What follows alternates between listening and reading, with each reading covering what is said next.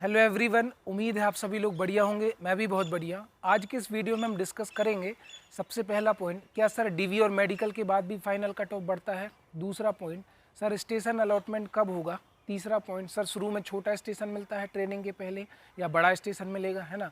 और चौथा point, sir मैंने ग्रेजुएशन की डिग्री डीवी के टाइम पे नहीं दे पाई है और आरआरसी में बोला गया है कि ज्वाइनिंग में मुझे ज्वाइनिंग के टाइम पे दे देना, तो क्या देना कंपलसरी है, उस पर भी मैं बात करूंगा। तो सारे पॉइंट एक एक करके क्लियर होंगे। वीडियो में एंड तक बने रहिएगा और ध्यान से बात को एक एक बात को पॉइंट आउट करिएगा। Hello friends, my name is Anil Singh Rajput. I belong to Sagar, Madhya Pradesh. I have been teaching for the last 8 years. I teach mathematics, English, Indian reasoning, but currently I am working in the Indian Railway, है ना। Coaching बढ़ाने के बाद मैंने railway join कर लिया था। तो अब बात आती है, पहला सवाल क्या है कि सर डीवी मेडिकल में कट ऑफ बढ़ेगा क्या। तो देखो, डीवी मेडिकल के बाद कट ऑफ इसलिए नहीं बढ़ेगा क्योंकि डीवी मेडिकल में 1:1 में बच्चे बुलाए गए थे, तो जितनी उनको रिक्वायरमेंट है उतने ही बच्चे बुलाए गए। अगर आप डीवी में कोई दिक्कत ना करें, मेडिकल में आपको बहुत बड़ी समस्या ना हो, मेजर इशू ना हो, तो आपका फाइनल सिलेक्शन उसी टाइम हो गया था जब आप डीवी मेडिकल में सेलेक्ट हुए थे। चाहे आपका पॉइंट 1 ज़्यादा हो, चाहे आपके 20 नंबर ज़्यादा हो, चाहे आपके 18 नंबर ज़्यादा हो, डजन मैटर, आपका सिलेक्शन हो गया है।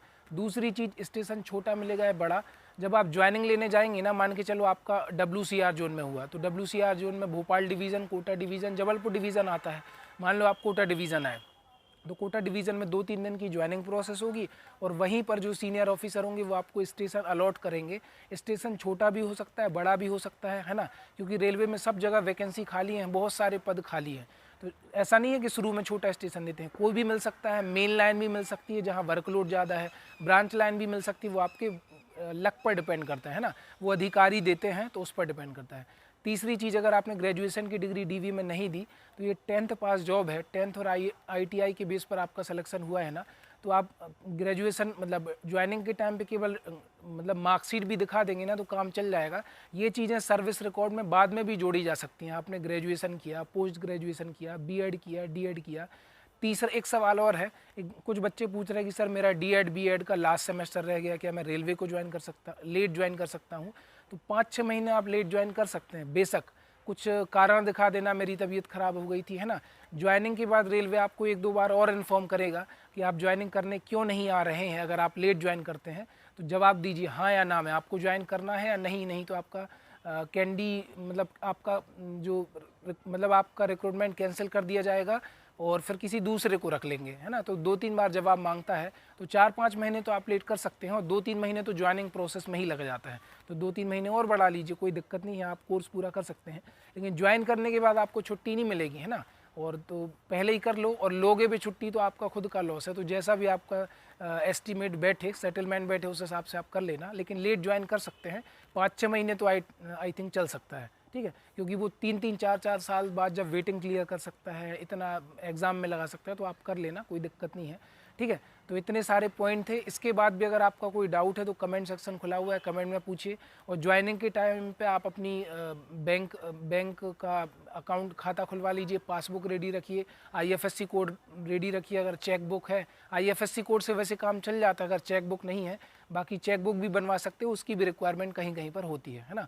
तो आई होप आपके सारे डाउट क्लियर हुए होंगे। अगर कुछ भी छूट गया है तो आप कमेंट में पूछ लीजिए, मैं कमेंट सेक्शन में आपका डाउट क्लियर करने की पूरी कोशिश करूंगा, ठीक है।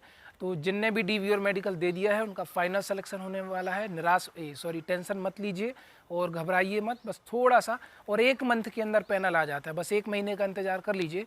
तो 1 महीने के अंदर पैनल आ जाएगा, आपको पोस्ट कोड भी पता चल जाएगा। जैसे आपका पोस्ट कोड मान के चलो, जैसे 17वें नंबर पर ट्रैकमैन है और आपने 17 नंबर डाला हुआ है, ठीक है, तो फिर आपको ट्रैकमैन की पोस्ट मिल गई, ठीक है। मैं इसी पोस्ट का नाम बार बार इसलिए लेता हूँ कि बहुत सारे कैंडिडेट्स को यही मिलने वाली है, तो आप उसके लिए प्रिपेयर रहिए। और एक वन मोर थिंग, कि जो भी आपको नौकरी मिल रही है वो ले लीजिएगा। अभी शुरू में लगता है, क्योंकि इंसान की कोई भी वैल्यू नहीं होती, आपके पद की, आपके पैसों की ही वैल्यू है। आप कितना भी अच्छा काम लाइफ में करें, कितने भी ईमानदार रहें, लोगों के लिए कितना भी अच्छा करें, डजेंट मैटर। उनको तो केवल आपके पद से, कोई भी हो, आपका कितना भी पर्सनल मतलब जान पहचान का हो, दूर का हो, सबको आपकी जॉब पैसों से ही मतलब है। तो जो शुरू में मिल रहा है ले लीजिए और आगे प्रयास करते रहिए। और लाइफ में मतलब मैं आपको अपने YouTube चैनल के थ्रू गाइड करता रहूँगा, जो भी दिक्कत होगी।